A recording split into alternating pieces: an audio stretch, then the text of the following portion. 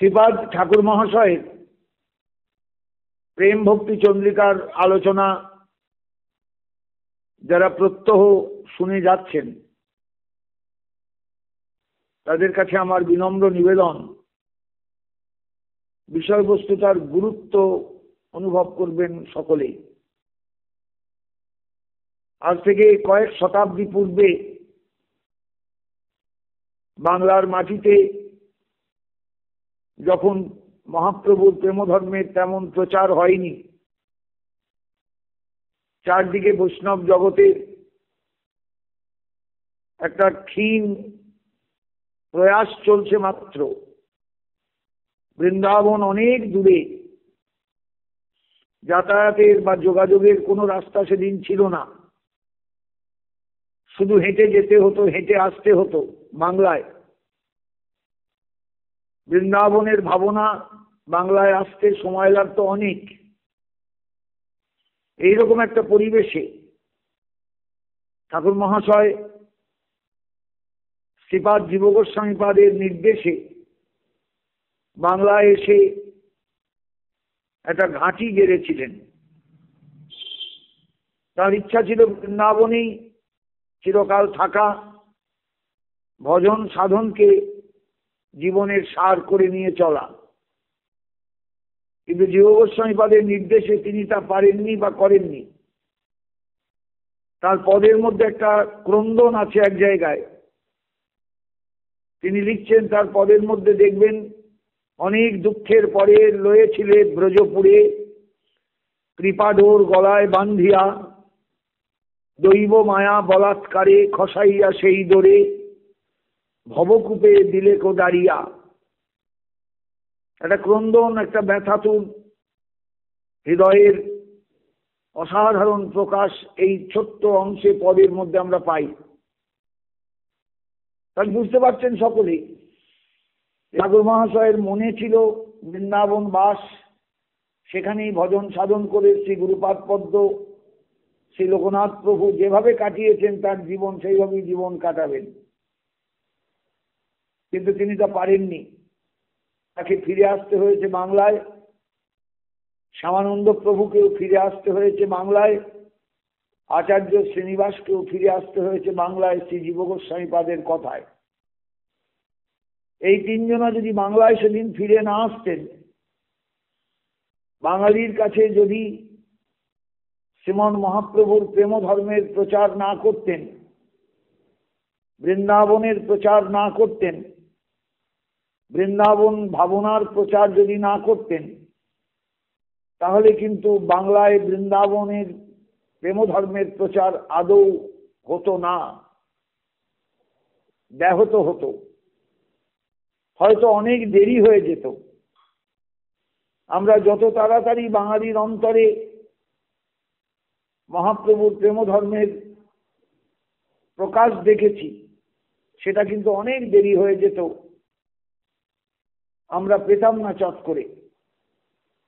এই তিনজনার দৌলতেই বাংলার মানুষ সেই যুগে মহাপ্রভুর প্রেম ধর্মের স্বাদ পেয়েছিলেন। আমি ঠাকুর নরোত্তমের কথাই বলবো, কারণ আমার এই আলোচনায় শুধু প্রেম ভক্তি চন্দ্রিকাকে নিয়েই আলোচনা। বাংলার একটা বৃহৎ অঞ্চলে, বৃহত্তর অঞ্চলে, কারণ পূর্ববঙ্গের এলাকাটা কিন্তু কম বড় নয়, অনেক বড় এলাকা। এই বিরাট অঞ্চলে, যেখানে সেদিন কোনো যোগাযোগ ব্যবস্থা ছিল না, নদী নালার দেশ পূর্ববঙ্গ, বর্ষাকালে এক জায়গা থেকে আরেক জায়গায় যাওয়া যায় না, দুর্গম হয়ে যায় রাস্তাঘাট। মানে বছরের প্রায় 6 মাস রাস্তাঘাট দুর্গম থাকে। এখনো বরিশালের কথা বললে লোকে বলে আইতে শাল যাইতে শাল, তার নাম বরিশাল। অর্থাৎ যাতায়াত বড় দুর্গম। এই দুর্গম অঞ্চলে ঠাকুর মহাশয় কিভাবে প্রচার করেছিলেন, কিভাবে প্রেম ধর্মের প্রচার তার অনুগত ভক্তজনের দ্বারা তিনি করেছিলেন, আজও ভাবলে কিন্তু আশ্চর্য হয়ে যেতে হয়। আমরা অবাক না হয়ে থাকতে পারি না, বিস্মিত হয়ে যাই। ভাবি যখন যে কি ছিল উপকরণ, কি ছিল উপাদান, কিচ্ছু ছিল না। না ছিল কাগজ, না ছিল কালি, না ছিল কোনো রকম প্রচার যন্ত্র, ছিল না কোনো যোগাযোগ ব্যবস্থা। অথচ ঠাকুর মহাশয় এই একখানি পুস্তিকাকে সঙ্গে নিয়ে বা পুস্তিকার দৌলতে বা পুস্তিকাকে সকলের কাছে পৌঁছে দিয়ে কিভাবে প্রচার কাজ করেছিলেন, কিভাবে প্রচারের ব্যবস্থা করেছিলেন, আমরা ভাবতেও পারবো না। এর মধ্যে আরেকটা জিনিস আছে আলোচনার, যেটা গতকাল আমি আলোচনা করতে গিয়েও আলোচনায় আনতে পারিনি, সময় অভাবে এবং আলোচনার অন্যদিকে ধারা প্রবাহিত হয়। যারা গ্রন্থকে সামনে নিয়ে এই আলোচনা শুনে যাচ্ছেন তারা দেখবেন গতকালের আলোচনায় ছিল, আমি ব্যাখ্যা করেছি, দেহে না করিও আস্থা, মরিলে যে যম শাস্তা, দুঃখের সমুদ্র কর্মগতি, দেখিয়া শুনিয়া ভজ সাধু শাস্ত্র মতো যজ, যুগল চরণে কর রতি। কালকের আলোচনার প্রথমেই ছিল স্তবকে, স্তবকের সংখ্যা হচ্ছে 92। আপনারা একটু দেখবেন ঠাকুর মহাশয় একটা কথা বলেছেন, যে কথার আমি কোনো ব্যাখ্যাই করতে পারিনি, সময় পাইনি, বা জায়গাটা হঠাৎ অন্য আলোচনা এসে এই জায়গাটাকে সরিয়ে আমার সামনে থেকে সরিয়ে নিয়ে গেছে, আমি বুঝতে পারিনি ব্যাপারটা। পরে বুঝলাম যে আমার আলোচনার এখানে অনেক কিছু আছে যেটা প্রত্যেক মানুষকে একটু বোঝানো দরকার, ভালো করে বোঝানো দরকার। আপনারা এখনো দেখতে পাবেন বিশুদ্ধ বৈষ্ণব মত পূর্ববঙ্গের মানুষের খুব কম সংখ্যক মানুষের মধ্যে আছে, অধিকাংশই কিন্তু সহজিয়া বৈষ্ণব মত। এই সহজিয়া বৈষ্ণব মত এবং বিশুদ্ধ বৈষ্ণব মতের মধ্যে অনেক বিভেদ, অনেক ব্যবধান। আমার কথাগুলো কেউ রাগ করবেন না, কেউ দুঃখ পাবে না, অত্যন্ত প্রসন্ন মনে বিষয়টা শুনবেন। বাংলায় একসময় বৌদ্ধ ধর্মের ব্যাপক বিস্তার লাভ ঘটেছিল, আমি বলেওছি এর আগে। বৌদ্ধ ধর্মের বহু যুগ আগে বা বহু আগে এই বাংলায় একসময় শৈব ধর্ম ছিল শশাঙ্কের আমলে। পরবর্তীকালে পাল যুগে বাংলায় বৌদ্ধ ধর্মের ব্যাপক বিস্তার লাভ ঘটে।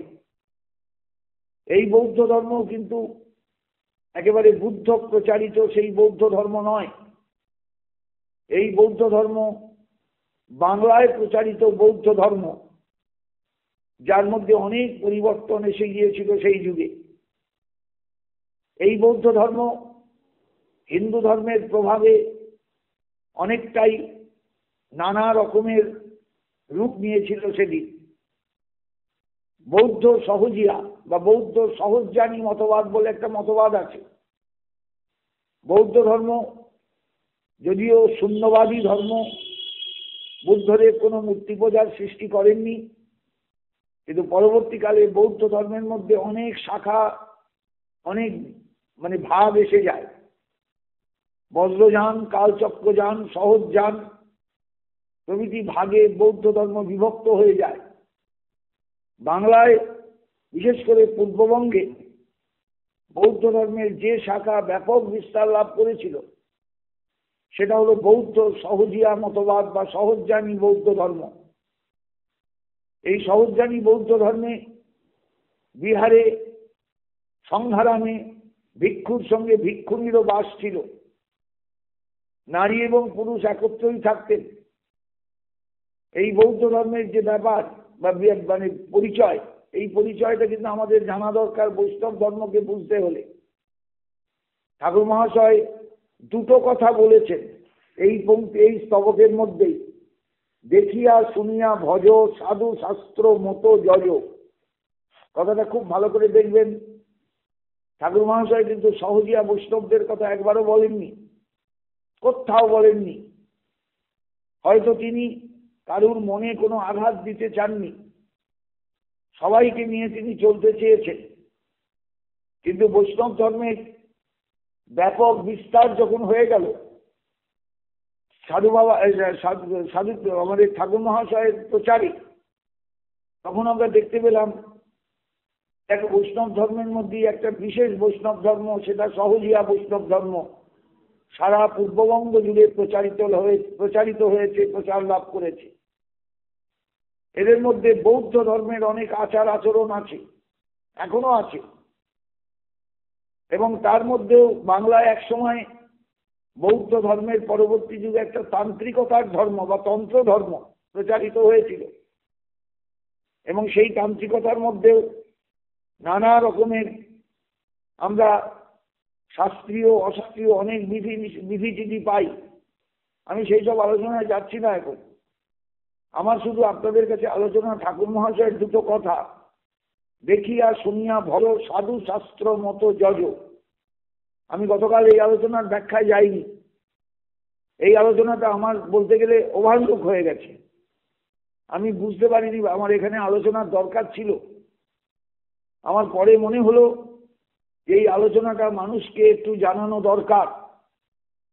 আমাদের বৈষ্ণব ধর্মের যে বিশুদ্ধতা, সেটা কিন্তু অনেক ক্ষেত্রেই দেখা যায় নেই। দেখবেন বাংলায় এক শ্রেণীর মানুষ আছেন, তারা বৈষ্ণব ধর্মের মানুষ হলেও গলায় তুলসীর মালাটুকু আছে, কিন্তু তারা নিরামিষ টিরামিষ সেসব ধারেন না। তারা সবাই কিন্তু আমিষ ভোজী, অথচ তুলসীর মালা গলায় আছে, বৈষ্ণব ধর্মে দীক্ষিত। এদের মধ্যে বহু রকম আচার আচরণ আছে। এরা হলেন বৈষ্ণব ধর্মের সহজিয়া, সংসার করেন এবং যে মতবাদের অনুসরণ করেন সেটা কিন্তু বিশুদ্ধ বৈষ্ণব নন। ঠাকুর মহাশয় যে রাস্তার কথা বলে যাচ্ছেন, এই রাস্তায় তারা হাঁটেন না, তাদের রাস্তা আলাদা। তাদের গুরুদেবদের বক্তব্য আলাদা। তারা গুরুমুখী, সবকিছু নিয়ে চলেন, সব গুরুমুখী। সেখানে গোবিন্দের স্থান নেই, গুরুই সবকিছু, গুরুই ভগবান, গুরুই সবকিছু। হ্যাঁ, গুরু ভগবান, গুরুই সবকিছু, কিন্তু তাই বলে গোবিন্দ থাকবেন না সেখানে, এটা হয় না। কিন্তু এরকম আছে অনেক। বৈষ্ণব ধর্মের মধ্যে বহু রকমের মতভেদ আছে, ভাগ আছে। আউল বাউল, দরবেশ, কর্তাবজা, রাজভিকারী, বহু রকমের ভাগ আছে, যারা কিন্তু বৈষ্ণব ধর্মের ছত্র ছায়াতলে একদিন ছিল। ঠাকুর মহাশয় এদের দিকে তাকিয়েছেন বাংলায়। এদের সঙ্গে বৃন্দাবনের বিশুদ্ধ মতের, রূপ সনাতনের মতের কিচ্ছু মিল নেই। এরা বৌদ্ধ ধর্মের ভিক্ষুণীরা যেরকম চক্র ভোগে না বসতেন, সেই চক্র ভোগের এখনো ব্যস্ত থাকে। নারী পুরুষ একসঙ্গে সমাজে চলে, এবং দেখবেন বহু বৈষ্ণবের সঙ্গে বৈষ্ণবী থাকেন। এই বৈষ্ণবীর আকার প্রথাটা বৈষ্ণব ধর্মে করতে এলো, এটা তো বিশুদ্ধ বৈষ্ণব মতে নেই। আমাদের বৃন্দাবনের গোস্বামীগণ তো এই রাস্তা দেখাননি। ঠাকুর মহাশয় যার শিষ্য সেই লোকনাথ গোস্বামী, তিনি তো উচ্চকোটির মহাত্মা ছিলেন, তিনি তো এই রাস্তা দেখাননি। এই রাস্তাটা তো প্রকৃত রাস্তা নয়। ব্যাপারটা বুঝবে ভালো করে প্রত্যেকে, যেটা একটা আলাদা রাস্তা, এটা বৌদ্ধ ধর্ম থেকে এসেছে। বৌদ্ধ যে সহজজ্ঞানী ধর্ম, সেই সহজজ্ঞানী ধর্মের প্রভাব তখন সমাজে বিপুল মাত্রায়, এবং তখন বৌদ্ধ ধর্মটা প্রায় হারিয়ে যাচ্ছে। বৈষ্ণব ধর্মে এসে তারা স্থান নিয়েছেন।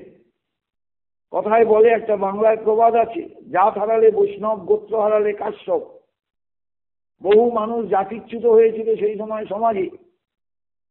সেই জাতিচ্যুত মানুষগুলো বৈষ্ণব ধর্মে এসে জায়গা নিয়েছিল, এবং তাদের কাছে কোনো মতে টিকে থাকাটাই হলো জীবনের সবচেয়ে বড় কথা। আমায় বেঁচে থাকতে হবে, টিকে থাকতে হবে। টিকে থাকতে গেলে একটা ধর্মমতকে আশ্রয় করতে হবে। এরা কোনো কঠোরতার ধারেনি সেদিন। এরা সমাজে ছিল, সংসার তাদের ছিল, ছেলেগুলো যে হতো না তা নয়। আবার তারা বাবাজি হয়ে বৈষ্ণবী নিয়ে তারা ঘোরাফেরা করতো, ভিক্ষা করতো, এইভাবেই তারা ছিল মহাপ্রভুর নাম নিয়ে। দেখলে মনে হবে এরা মহাপ্রভুর সেবক, ঠিকই সেবক, কিন্তু বিশুদ্ধ পথ নিয়ে এরা চলতো না। এদের আশ্রয় বহু মানুষ নিতেন, এদের কাছে বহু মানুষ যেতেন। এরা সমাজের ব্যাপক একটা প্রভাব বিস্তার করেছিল একসময় এই পূর্ববঙ্গে, যার রেশ এখন আপনারা পশ্চিমবঙ্গেও পাবেন। কারণ দেশ ভাগ হওয়ার পর পূর্ববঙ্গের বহু অঞ্চল থেকে এই সমস্ত বৈষ্ণব শ্রেণীর মানুষ এপার বাংলায় এসে বসতি গেড়েছেন বা বসতি নিয়েছেন। তারাও একটা ধর্মমত অনুসরণ করে চলেন। সেই পূর্ববঙ্গে প্রচলিত সহজিয়া মতকেই তারা মত বলে মনে করেন। তারা বিশুদ্ধ বৈষ্ণব মতকে এখনো কিন্তু বুঝে উঠতে পারেন না। ঠাকুর মহাশয়ের প্রেম ভক্তি চন্দ্রিকার বক্তব্য তারা ঠিক বুঝে উঠতে পারেন না। তারা মনে করেন আমরা পূর্বপুরুষ, আমার পূর্বপুরুষ যে ধর্মের অনুসরণ করেছেন এটাই আমার ধর্ম, এটাই আমার পথ, এটাই আমার রাস্তা। ওই রকম গুরুবর্গ আছেন তাদের কাছে দীক্ষা নেন পুরুষানুক্রমে। পূর্ববঙ্গে একটা চালুই আছে প্রথা, কুলগুরুর কাছে দীক্ষা নিতে হবে। কুলগুরু শব্দটা কিন্তু তন্ত্রের থেকে এসেছে। এরা তন্ত্রতন্ত্র কিচ্ছু বোঝেন না, এরা শুধু বংশানুক্রমিক যে গুরু তার কাছে দীক্ষা নিতে হবে। তিনি কিচ্ছু হয়তো জানেন না, অথচ তিনি গুরু হয়ে বসেন, হাজার হাজার শিষ্যের গুরু হন। তাদের কাছে কিছু পাওয়ার থাকে না শিষ্যের, কিছু শেখার থাকে না শিষ্যের, কিছু জানার থাকে না শিষ্যের। তারা অন্ধকারে চলেন, তারা কোনোদিনই শাস্ত্রের আসল রহস্য জানতে পারেন না। ঠাকুর মহাশয় এদেরও দেখেছেন তার চোখের সামনে, গ্রাম বাংলার বিস্তৃত অঞ্চলে, পূর্ববঙ্গের বিস্তৃত অঞ্চলে। তাই তিনি তার গ্রন্থে একটা ছোট্ট মন্তব্য করছেন, দেখিয়া শুনিয়া ভজ। আগে দেখো, শোনো এর কথা, তারপরে ভজনে প্রবৃত্ত হও। ভজনটা বাবা তোমার নিজস্ব, ভজনটা কিন্তু কেউ তোমায় করে দেবে না, তোমায় করতে হবে তোমার ভজন। তোমার কান্না তোমায় কাঁদতে হবে, তোমার চোখের জল তোমায় ফেলতে হবে গোবিন্দের চরণে। অতএব দেখিয়া শুনিয়া ভজ। ভালো করে দেখো, ভালো করে শোনো, তারপরে বিশুদ্ধ মতটাকে বুঝে নাও, সেইভাবে গুরুকরণ করো, তারপরে ভজনে বসো। এবং ভজন করবার সময় সাধু শাস্ত্র কি বলছেন সেটা একবার কান পেতে শুনো। গুরুদেব কি বলছেন তা নয়। আমি বলেছি, আমি লিখেছি, গুরুমুখ পদ্ম বাক্য হৃদয় করি মহাসক্ষ, আর না করিও মনে আশা। সব ঠিক, কিন্তু সেই গুরু কে, যিনি অন্ধকার নাশ করতে পারেন? কুলগুরু, তথাকথিত বংশানুক্রমিক গুরু কিন্তু সবাই পারেন না। তারা গুরুগিরির ব্যবসা করেন, গুরুগিরিতে নেমেছেন। আদৌ তারা কিন্তু গুরু শব্দের তাৎপর্য বোঝেন না। গু শব্দের অর্থ হলো অন্ধকার, রু শব্দের অর্থ নাশ। তিনি অন্ধকার নাশ করতে পারেন, তিনি গুরু পদবাচ্য। এটা কিন্তু প্রত্যেকের বোঝা দরকার। ঠাকুর মহাশয় কত স্বল্প কথায় সাংঘাতিক উক্তিটা করে গেলেন, একবার দেখবেন। দেখিয়া শুনিয়া ভজ, সাধু শাস্ত্র মতো যজ। কজনা মানুষ সাধু শাস্ত্রের সন্ধান পান, কজনা মানুষ সাধু শাস্ত্র পড়েন, কজনা মানুষ সাধু শাস্ত্রের ব্যাখ্যা শোনেন, কজনা মানুষ সাধু শাস্ত্রকে বুঝতে গেলে যে শিক্ষার দরকার হয় সেই শিক্ষা নিয়ে চলেন। ঠাকুর মহাশয় নিজেই বুঝেছেন অন্ধকার অন্ধকার অন্ধকার, চারদিকে শুধু অন্ধকার। কিন্তু যখন আমি লিখতে বসেছি মানুষের কল্যাণের জন্য, তখন আমায় সংক্ষেপে হলেও একটা কথা বলতে হবে। এই সমস্ত অন্ধকারের মধ্যে দিয়ে গেলে কোনোদিন মানুষ আলোর রাস্তায় গিয়ে পৌঁছতে পারবে না। আমি বলেওছি, প্রহ্লাদ চরিত্রের ভক্তি হলো কারণ রূপা ভক্তি, আর কার্যরূপা ভক্তি হলো ভোজ ভক্তি। রাধা প্রেম এটা কার্যরূপা ভক্তি, গোপীর প্রেম এটা কার্যরূপা ভক্তি। এই কার্যরূপা ভক্তির স্তরে পৌঁছতে গেলে যে দুস্তর পথ অতিক্রম করতে হবে, সেই পথ বড় ভয়ানক, সেই পথ বড় সাংঘাতিক, সেই পথ বড় কাঠিন্যময়, সেই পথ বড় কণ্টকময়, সেই পথ বড় কঠিন রাস্তা, যে রাস্তায় পার হওয়া খুব সাধারণ মানুষের পক্ষে কোনোদিনই সম্ভব নয়। এই জন্য প্রত্যেককে বলছেন দেখিয়া শুনিয়া ভজ। তুমি দেখো, তুমি শোনো, তারপরে ভজনে প্রবৃত্ত হও। বুঝবার চেষ্টা করো, বিচার করো, জানবার চেষ্টা করো, বিচারশীল হও। একবারে গুরু পেলাম আর দীক্ষা নিয়ে নিলাম, তারপরে দেখবে তুমি অন্ধকার, তুমি কিন্তু আসল জায়গায় পৌঁছতে পারোনি, তুমি একবারে শেষ হয়ে গেছো। এই জন্য সাধু শাস্ত্র মতো যজ্ঞ, সাধু শাস্ত্রের সঙ্গে তোমার একটু পরিচয় দরকার। গীতা কি বলছেন দেখো, শ্রীমদ ভাগবত কি বলছেন দেখো। এই গ্রন্থ বুঝতে গেলে যেমন সেই মানুষের কাছে যাও যার মধ্যে পাণ্ডিত্য আছে, যার মধ্যে শাস্ত্র বোঝাবার ক্ষমতা আছে, তার কাছে যাও, তবে তুমি বুঝতে পারবে। নইলে সাধারণ লোকের কাছে বুঝতে পারবে না। আমি বেদবিধি অগোচর কথাটার ব্যাখ্যা দুদিন 3 দিনে করেছি। ঠাকুর মহাশয় এর আগের স্তবকেও বলেছেন, ছাড়ো অন্য ক্রিয়াকর্ম, নাহি দেখো বেদ ধর্ম। এই বেদ ধর্মকে দেখো না, তাকিও না ওই দিকে। এর কারণটা কি? কারণ বেদ ধর্ম বুঝতে গেলে শাস্ত্র পড়তে হয়, শাস্ত্র বুঝতে হয়। বেদ ধর্মের মধ্যেও গুণ আছে, গুণদোষ আছে। আমাকে নির্গুণ স্তরে যেতে হবে।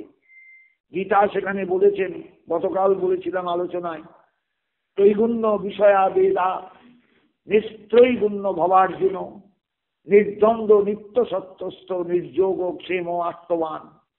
অর্জুন, সমস্ত বেদাদি শাস্ত্র ত্রিগুণাত্মক। আমি চাই তুমি ত্রিগুণাতীত হও। এই গুণাতীত হওয়াটা কি জিনিস, এটা সাধারণ মানুষ কেন অসাধারণ ব্যক্তিও বোঝেন না। এই জন্য শাস্ত্রকে ভালো করে বুঝতে হয়, শাস্ত্রকে ভালো করে পড়তে হয়, শাস্ত্রের উপলব্ধিটা খুব ভালো করে নিতে হয়, তবে ভজনে প্রবৃত্ত হতে হয়। এটা কিন্তু চট করে হওয়ার নয়। এই জন্য ঠাকুর মহাশয় পরের স্তবকে এসে বলছেন, দেখিয়া শুনিয়া ভজ সাধু শাস্ত্র মত যজ। গ্রাম বাংলায় পূর্ববঙ্গের মানুষ সেদিন দিশেহারা। একদিকে বৌদ্ধ ধর্মের বাড়বাড়ন্ত, সারা বাংলায় সর্বত্র বিভিন্ন বুদ্ধের নানা মূর্তির উপাসনা। সারা বাংলায় দেখবেন আপনি, এটা বাংলায় ওপার বাংলায় কত শিব। সেই শিব কিন্তু সবাই শিব নন, অধিকাংশ বুদ্ধ মূর্তি ছিলেন এক সময়। ধর্ম ঠাকুর বলে এদের পরিচয় ছিল। ধর্মের স্থান, ধর্মের জায়গা, ধর্মের পূজার ক্ষেত্র, এরা ধর্ম ঠাকুর। এই ধর্ম ঠাকুর মানে ধর্ম বলে কোনো ঠাকুর নন, বুদ্ধদেবই ধর্ম। বুদ্ধদেবের একটা নাম ছিল ধর্মরাজ। অমরকোষে বুদ্ধের নাম আছে ধর্মরাজ। এই ধর্মরাজের পুজো হতো, এই জন্য ধর্ম ঠাকুর। ধর্মের স্থান, ধর্মের গাজন, ধর্মের পুজো, সব ধর্ম ধর্ম বলে চলতো। এই ধর্ম মানে আর কিচ্ছু নয়, বুদ্ধের অর্চনা। আপনারা চমকে যাবেন, বুদ্ধের অর্চনায় বুদ্ধদেবের 5টা মূর্তির পুজো হতো, তার শক্তির পুজো হতো। সেই পঞ্চবুদ্ধের পূজা হতো। যে জলপাত্র দিয়ে, সেই জলপাত্রটার নাম ছিল পঞ্চপাত্র। আজও দেখবেন বৈষ্ণব জগতে পঞ্চপাত্রের ব্যাপক ব্যবহার আছে, অথচ জিজ্ঞাসা করলে কেউ বলতে পারবেন না যে এই জলপাত্রটার নাম পঞ্চপাত্র হলো কেন, এর মধ্যে 5-এর কি আছে। একটা জলপাত্র, একটা হাতা, এর নাম পঞ্চপাত্র কেন হলো? তার কারণ হলো দূর অতীতে বুদ্ধদেবের পঞ্চমূর্তির উপাসনা হতো এই জলপাত্র দিয়ে, এই জন্য এর নাম পঞ্চপাত্র। আমরা কিন্তু এখন সবাই বৈষ্ণব জগতের সকলেই আমরা জলপাত্রটা ব্যবহার করি, পঞ্চপাত্র বলেই তাকে বলি। কোথেকে এলো বলুন দেখিনি? বৌদ্ধ ধর্ম থেকে। সারা বাংলায় দেখবেন চড়কের মেলা হয় কত, চৈত্র মাসের সংক্রান্তিতে। এই চড়ক কিন্তু কোনো হিন্দু ধর্মের অনুষ্ঠান নয়, এগুলো বৌদ্ধ ধর্মের অনুষ্ঠান। গাজনের মেলা হয়, গাজন হয় বাংলায় সর্বত্র দেখবেন, এপার বাংলায় ওপার বাংলায়, যেখানে শিব সেখানেই গাজন। এই গাজনটা কিন্তু শৈব ধর্মের মেলা নয়, এটা শিবতত্ত্বের সঙ্গে এই গাজনের কোনো সম্পর্ক নেই। প্রিয় শিবের মন্দিরেই গাজন হয়, শিবকে কেন্দ্র করেই গাজনের সন্ন্যাসী হয়।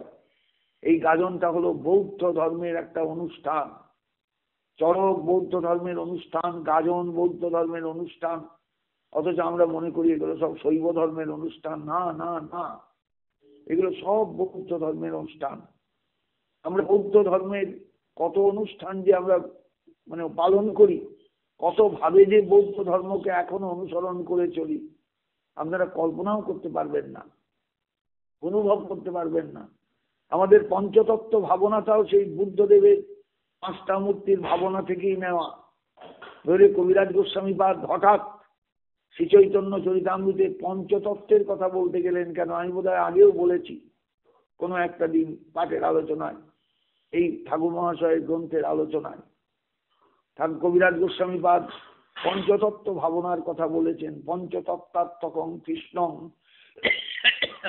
ভক্ত রূপ স্বরূপকম ভক্তাবতারং ভক্তাক্ষম নমামি ভক্ত শক্তিকম। ওই বৃন্দাবন দাস ঠাকুর তো পঞ্চতত্ত্বের কথা বলেননি, এটা পরে এলো কেন? কবিরাজ গোস্বামী বা এটা বললেন কেন তার প্রণাম মন্ত্রে গ্রন্থের প্রথমেই সূচনায়? কারণ কবিরাজ গোস্বামীপাদ যে অঞ্চল থেকে গিয়েছেন সেই অঞ্চলটাও ছিল একসময় বৌদ্ধ প্রধান অঞ্চল। কাটোয়ার আশপাশের গ্রাম, এসব জায়গায় বৌদ্ধ ধর্মের ব্যাপক প্রচার হয়েছিল এবং পঞ্চবুদ্ধের উপাসনা হতো। সেই কারণেই কবিরাজ গোস্বামী পরবর্তীকালে পঞ্চতত্ত্ব ভাবনাকে নিয়ে এলেন বৈষ্ণব ধর্মে। এটাও বৌদ্ধ ধর্মের প্রভাব থেকে এসেছে। বিষয়টা দেখবেন ভালো করে, খুব ভালো করে চিন্তা করবেন। আমরা যতই বৌদ্ধ ধর্মকে দেশ থেকে তাড়াই না কেন, যতই বৌদ্ধ ধর্মকে আমরা হীনবল করে দিই না কেন, একটা ব্যাপক প্রচার বৌদ্ধ ধর্মের এক সময় হয়েছিল, এটা তো অস্বীকার করতে পারবো না। আর সেই বৌদ্ধ ধর্মের প্রচারের মধ্যে যে ভাগাভাগিগুলো হয়েছিল, সহজজানি বৌদ্ধ, এটাও তো সেই যুগেরই সৃষ্টি, সেই যুগেরই সৃষ্টি। অতএব সেই যুগে সেই সহজজানি বৌদ্ধ ধর্মে নারী এবং পুরুষের একত্র যে থাকা বিহারের মধ্যে, সংগ্রামের মধ্যে, তাতেই পরবর্তীকালে সেই বৌদ্ধরা যখন জায়গা পেল না সমাজে, বৌদ্ধ ধর্ম যখন বিতাড়িত হলো এই ভারতবর্ষের বুক থেকে, একবারে বিতাড়নের চেষ্টা হলো ভয়ঙ্কর মাত্রায়, ভয়ঙ্কর ভাবে, তখন এরাই বৈষ্ণব ধর্মে এলো। বৌদ্ধ সহজিয়া, হিন্দু সহজিয়া, বৈষ্ণব সহজিয়া হয়ে গেল। পরবর্তীকালে দেখবেন বৈষ্ণবের সঙ্গে বৈষ্ণবী অবশ্যই দরকার, নইলে বৈষ্ণব ধর্ম পালন হবে না। এটা কি করে হয়? যে ঠাকুর মহাশয় মানুষকে কামজয়ী হতে বলেছেন, যে ঠাকুর মহাশয় যে ঠাকুর মহাশয় তার গ্রন্থে প্রেম ভক্তি চন্ডিকায় মানুষকে সম্পূর্ণরূপে কামজিৎ হতে বলেছেন, কামজয়ী হতে বলেছেন, তিনি কি এটা মানবেন? মেনেছেন? তা তো নয়। এগুলো সব কিন্তু ওই বৌদ্ধ সহজিয়া থেকে বৈষ্ণব সহজিয়া, তারপরে সমাজে তাদের ব্যাপক বিস্তার। মানুষ তো সবাই আমরা রক্তমাংসের মানুষ, আমাদের মধ্যে তৃষ্ণা, দেহ তৃষ্ণা থাকবেই। অতএব চট করে বৈষ্ণব ধর্মের সেই বিশুদ্ধ পন্থাকে অনুসরণ করা আমাদের পক্ষে অসম্ভব। তাই ঠাকুর মহাশয় লিখছেন, দেখিয়া শুনিয়া ভজ, সাধু শাস্ত্র মতো যজ। কথাটার বাংলা মানে কি দাঁড়ায় জানেন? গদ্য করলে, ভজন যখন করবে দেখে শুনে চোখ কান খুলে তারপরে ভজনে প্রবৃত্ত হও। সাধু শাস্ত্র কি বলছেন সেটা ভালো করে দেখো, সেই মত অনুসরণ করে তবে যজনে প্রবৃত্ত হও, পূজায় উপাসনায় প্রবৃত্ত হও। তোমার ইচ্ছা মতন, আমার গুরুদেব বলেছেন, গুরুমুখ পদ্মবাক্য বলে উড়িয়ে দিও না, আবোল তাবোল করতে যেও না, তাহলে কিচ্ছু কোনোদিন পাবে না।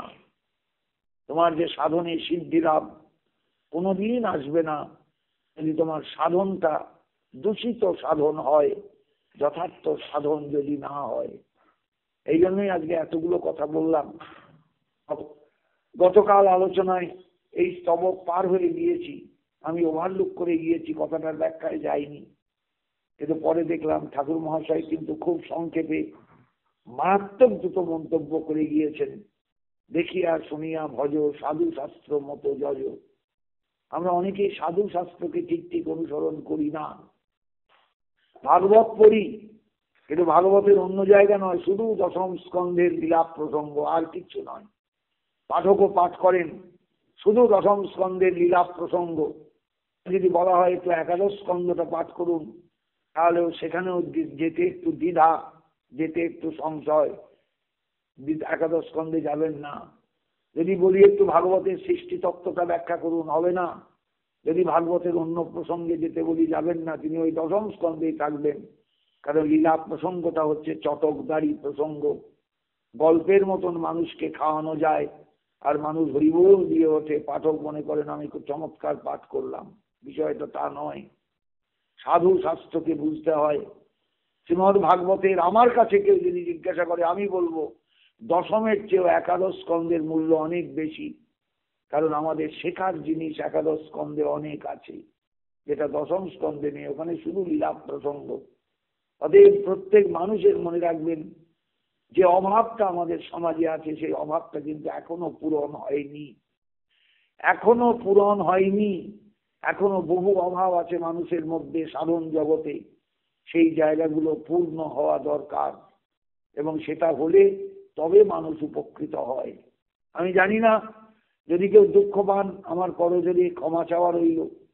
আপনারা দুঃখ পাবেন না, বিষয়টা বুঝবেন ভালো করে। বৈষ্ণব ধর্মে সহজিয়া মতবাদ কিন্তু আজও প্রচুর মাত্রায় সমাজে চালু আছে, প্রচুর মাত্রায় ছড়ানো আছে। এই জায়গা থেকে আমাদের সরে আসা দরকার, এই ভাবনা থেকে সরে আসা দরকার, এই জায়গাটা ভালো করে বোঝা দরকার। ঠাকুর মহাশয় আমাদের কল্যাণ চেয়েছেন, আমাদের অকল্যাণ তিনি চাননি। আমি কালকেই বলেছিলাম, মহৎ যে হয় তার সাধু ব্যবহার, উপকার বিনা নাহি করে অপকার। তারা উপকার করতে এসেছেন বা আসেন, তারা আমাদের কল্যাণ করতে এসেছেন, কল্যাণ করেন। সেই কল্যাণটা আমাদের গ্রহণ করা দরকার। গ্রন্থ পড়লে গ্রন্থের ভেতরে ঢুকতে হয়, কথার ভেতরে ঢুকতে হয়, তবে তো আপনি গ্রন্থের মর্মার্থ ধরতে পারবেন। যাই হোক, আসুন আমরা গতকাল যেখানে ছিলাম এইবার তার থেকে এগুবো। দেহে না করিও আস্থা, মরিলে যে জম শাস্তা, দুঃখের সমুদ্র কর্মগতি, দেখিয়া শুনিয়া ভজ, সাধু শাস্ত্র মতো যজ, যুগল চরণে কররতি। জ্ঞান কাণ্ড কর্মকাণ্ড কেবলই বিষের ভাণ্ড, অমৃত বলিয়া যেবা খায়, নানা জনি সদা ফিরে কদর্য ভক্ষণ করে, তার জন্ম অধঃপাতে যায়। রাধা কৃষ্ণে নাহি রতি, অন্য দেবে বলে পতি, প্রেম ভক্তির রীতি নাহি জানে, নাহি ভক্তির সন্ধান, ভরমে করো এ ধ্যান, বৃথা তার এছাড় জীবনে। আজকের আলোচনা হবে ৯৯ নম্বর স্তবকে। আমরা ৯৩ পর্যন্ত গতকাল এসেছিলাম। রাধা কৃষ্ণে নাহি রতি। সাধারণ মানুষ রাধা কৃষ্ণ তত্ত্বটা বোঝে না। আমি আবার বলছি আপনাদের কাছে, আমরা এতকাল শিব পার্বতী রচনা করেছিলাম, আমরা এতকাল সীতারামের রচনা করেছিলাম, আমরা এতকাল লক্ষ্মী নারায়ণের রচনা করেছিলাম। এরা সবাই কিন্তু সখিয়া কান্তা। শিবের ঘরণী দুর্গা বলো নারায়ণী, নারায়ণের ঘরণী লক্ষ্মী, রামচন্দ্রের ঘরণী সীতা। এরা প্রত্যেকে স্ত্রী, কিন্তু রাধারানী গোবিন্দের স্ত্রী নন, প্রেয়সী। এই জন্য প্রেয়সী তত্ত্বটা যদি না বোঝেন, বা সাধারণ মানুষ যদি প্রেয়সী তত্ত্ব না বোঝে, তাহলে রাধা কৃষ্ণকে ভালোবাসতে পারবে না, প্রীতি আনতে পারবে না। এই জন্য ঠাকুর মশাই লিখলেন, রাধা কৃষ্ণে নাহি রতি, অন্য দেবে বলে পতি। আমি রাধা কৃষ্ণ ভজনা করছি, মন্ত্র নিয়েছি, যুগল মন্ত্র, অথচ আমার ধ্যেয় বস্তু অন্য, অন্য বিগ্রহ, অন্য ঠাকুর। তা নয়, কিন্তু আমার ধ্যান জ্ঞান সবই কিন্তু ওই যুগলকে নিয়েই আবর্তিত হবে। তবে আমার যথার্থ ভজন সিদ্ধ হবে, তবে আমার যথার্থ ভজনের অনুরাগ আসবে, আমার ভজনের পথ প্রশস্ত হবে। অন্য প্রেম ভক্তি রীতি নাহি জানে। যারা এই কাজ করেন তারা প্রেম ভক্তির রীতিটা বোঝেন না। প্রেম ভক্তি মানেই হলো একান্ত ভাবে যুগলের চরণ সেবা করা, মনে প্রাণে, শয়নে স্বপনে জাগরণে সর্বদা। আমার স্বপ্নের মধ্যেও তাদের ভজন চলবে, আমার স্মরণের মধ্যেও ভজন চলবে, আমার শয়নেও চলবে, এবং জাগ্রত অবস্থাতেও চলবে। অর্থাৎ জাগ্রত স্বপ্ন দুটো অবস্থাতেও আমার ভজন চলবে এই যুগলকে কেন্দ্র করে। নাহি ভক্তির সন্ধান। যদি ভক্তি না থাকে, আমি যদি বাইরে শুধু নানা রকম ভঙ্গি করে আমি দেখাই যে আমি খুব ভক্তিমতী, আমি খুব ভক্তিমান, তাহলে কিন্তু গন্ডগোল হয়ে গেল। সবটাই কিন্তু চলে গেল একদম কপটতায়। যে কপটতাকে ভাগবত ঘৃণা করেছেন, ভাগবত প্রজ্জিত কৈতব ধর্মের আলোচনা করেছেন। প্রজ্জিত কৈতব মানেই হলো কৈতব শূন্য, কপটতা শূন্য। আমরা যদি সেই কপটতাই নিয়ে চলি ভজনের জগতে, নিষ্কপট যদি না হই, তাহলে কিসের ভজন, কিসের সাধন? সবই মিথ্যা, সবই মিথ্যা, সবই মিথ্যা। ঠাকুর মহাশয় সেই জায়গাটাকে সাবধান করে দিচ্ছেন, জীবনটাকে মিথ্যায় পরিপূর্ণ করো না, সামান্য করো, কিন্তু সেটা যেন সত্য থাকে, সেখানে যেন সত্য থাকে, নিষ্ঠা থাকে, প্রকৃত ভজন থাকে।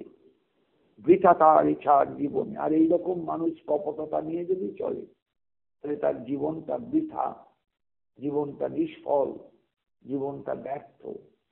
আমাদের জীবন এমনি ব্যর্থ হয়ে গিয়েছে, কত জীবন যে ব্যর্থ হয়েছে, কত জীবন যে নষ্ট হয়ে গেছে, কত জীবন যে মানে বৃথা চলে গিয়েছে, আমরা কিচ্ছু করতে পারিনি।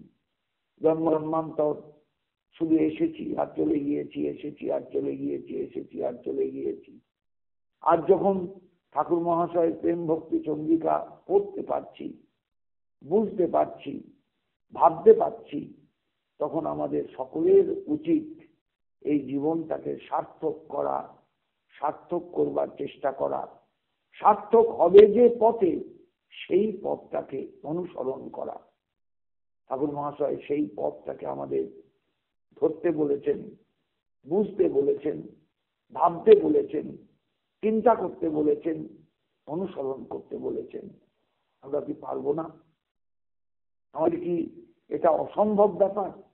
যদি আমরা চেষ্টা করি, যদি আমরা একটু অগ্রসর হই, যথার্থ পথ ধরি, তাহলে নিশ্চয়ই আমরা একদিন রাধা মদন গোপালের সেবায় আত্মনিবেদিত হতে পারবো, নিজেদের সার্থক করে তুলতে পারবো, জীবনটাকে পরিপূর্ণ করে তুলতে পারবো।